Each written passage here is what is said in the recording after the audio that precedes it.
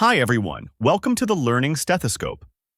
Today, we're diving into the pathophysiology of atherosclerosis, a key player behind heart attacks, strokes, and peripheral artery disease.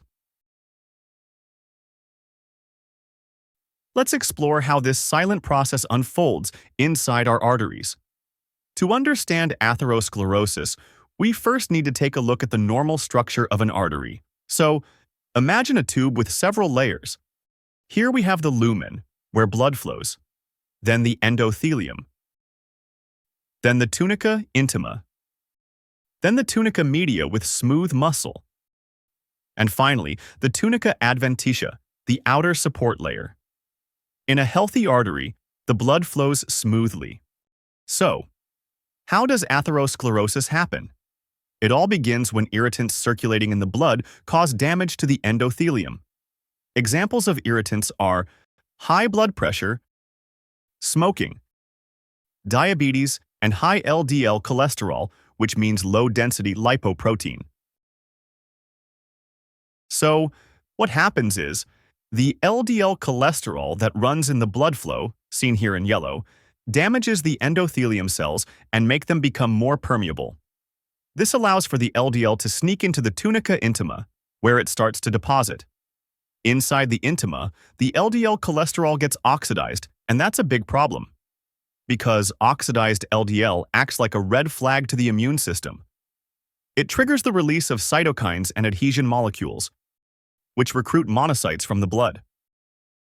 So, the monocytes then slip through the endothelium, they enter the tunica intima, and transform into macrophages. Let's draw them like a cool Pac-Man. The macrophages begin to eat the oxidized LDL. Because they take in so much LDL, they turn into foam cells, which have this name because under the microscope, the lipid droplets look similar to the foam of the ocean. Cool, right? So, as time goes by, foam cells and LDL start to accumulate more and more, creating this fatty plaque in the tunica intima.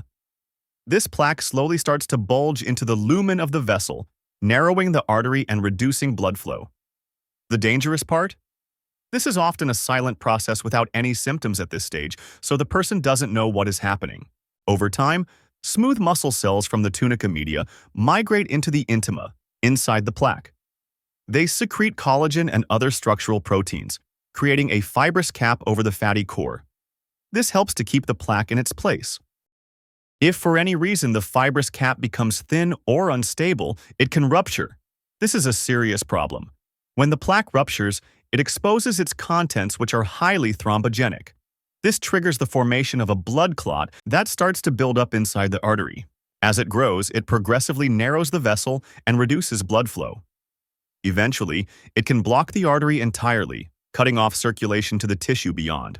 As a result, the downstream tissue begins to die due to a lack of oxygen. Thanks for watching. Understanding atherosclerosis is the first step toward preventing it. Don't forget to like, share, and subscribe for more medical insights. See you next time.